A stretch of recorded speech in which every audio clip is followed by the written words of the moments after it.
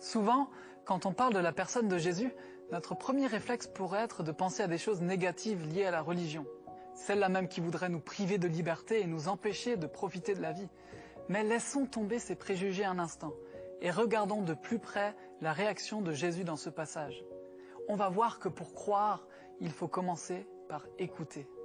En fait, l'apôtre Jean qui écrit ce livre nous dit dans le chapitre 20 au verset 30 que Jésus a fait beaucoup de miracles, mais qu'il a choisi de nous raconter certains miracles pour nous aider à comprendre qui est vraiment Jésus et de quelle manière il nous faut croire en Dieu.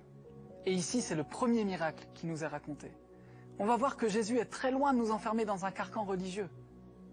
Il manque du vin au mariage, et à l'époque, c'est une situation catastrophique. C'est manquer de respect envers la famille de la mariée. C'était la honte assurée dans la communauté. Cela avait le potentiel de littéralement ruiner la fête. Mais Jésus fait quelque chose de surprenant. Il change l'eau en vin. Et de cette manière, il va sortir les mariés de cette situation impossible. Il va tout simplement sauver la fête. Ce miracle est une image d'une chose meilleure encore. Une image de ce que Jésus veut faire dans nos vies. Dieu prépare au ciel une fête avec tous les peuples. Il veut que nous en fassions partie. Mais sans lui, nous n'avons pas accès à cette fête. Jésus nous aime et il veut que nous goûtions à ce repas divin qui symbolise une communion avec Dieu, une vie nouvelle et éternelle. Pour accepter l'invitation à cette fête éternelle et sans fin que Dieu organise et qui se déroule au ciel, et à laquelle vous pourrez prendre part à votre mort. De votre vivant, et non après votre mort, car ce serait trop tard. Vous devez prendre dès maintenant votre carte d'invitation, en acceptant de donner votre vie à Jésus-Christ. Si tel est le cas, répétez s'il vous plaît la prière qui suit. Vous sentez un soutien, vous sentez que votre vie n'est pas une vie normale. Vous sentez que vous êtes porté. C'est gratuit. Il ne vous demande rien. Il vous demande juste d'ouvrir votre cœur et d'oser croire en lui. Osez croire. On ne demande ni d'argent. On vous demande pas une souffrance particulière. On vous dit faites confiance et croyez. Essayez. Vous n'avez rien à perdre. Essayez. J'ai essayé. Ça fait plus de 20 ans que je suis dedans. Et je ne repartirai pour rien au monde. Aucun milliard au monde ne me fera changer d'avis et me séparer de lui. Impossible. Donc, osez Jésus avant qu'il soit trop tard. Osez. Ne le faites pas demain. Faites-le maintenant. Et quand la fin de votre vie arrivera, parce qu'elle arrivera pour tout le monde, pour moi et pour les personnes qui me regardent, ou même pour les personnes qui sont derrière cette caméra, au moins vous serez sûr que vous partez avec celui qui vous a donné une nouvelle vie. Cette vie peut commencer maintenant, dès que vous l'acceptez, et cette vie continuera après que la mort soit venue. La mort n'est qu'un passage pour une autre vie beaucoup plus belle. Mais vous avez la possibilité d'oser cette nouvelle vie maintenant, tout de suite. Faites-le maintenant, tout de suite. N'attendez pas demain, ni après-demain. Faites-le maintenant, tout de suite. Prenez 1 minute et faites-le. Je vous en prie, vous ne serez pas déçus. Mon Dieu, je viens devant toi, tel que je suis. Je confesse Jésus-Christ comme mon Sauveur et mon Seigneur.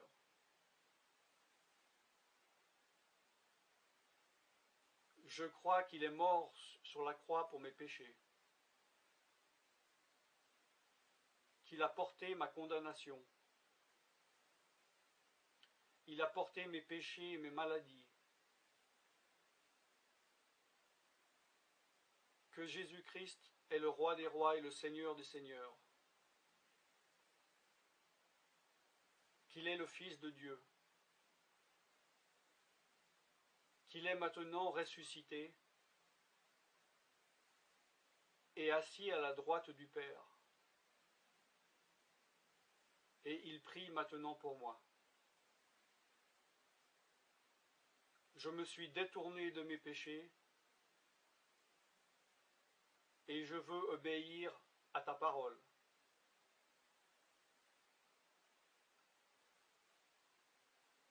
Je viens à toi en te demandant, mon Dieu, de me donner ton Esprit Saint.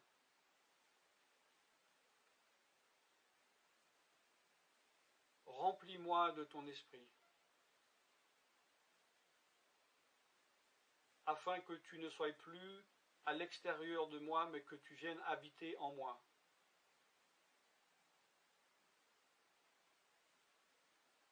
Et que je devienne ton temple.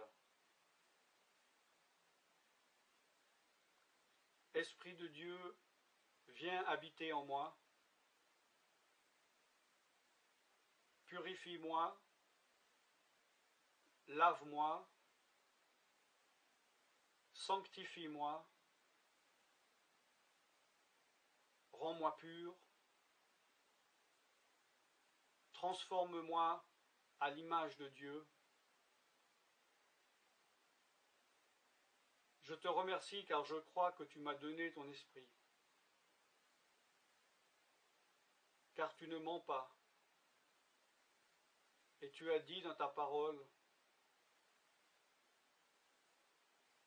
que tu donnes à celui qui te demande. Je fais cette prière au nom de Jésus-Christ. Amen.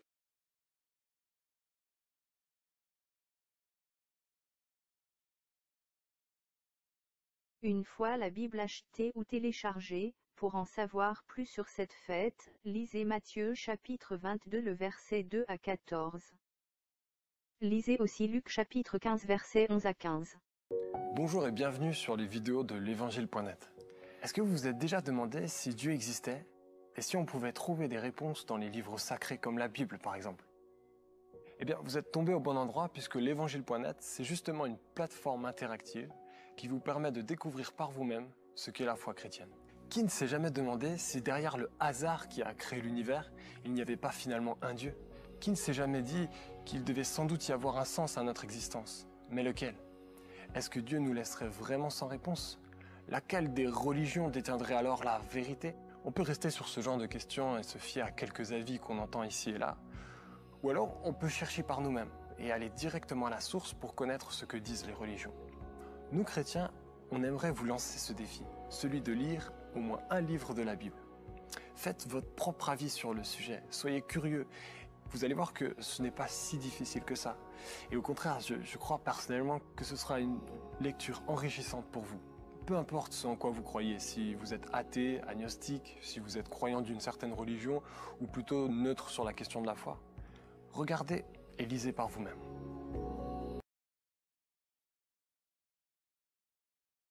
La croix est le pont placé par Jésus et sur lequel il faut marcher pour avoir accès à cette fête.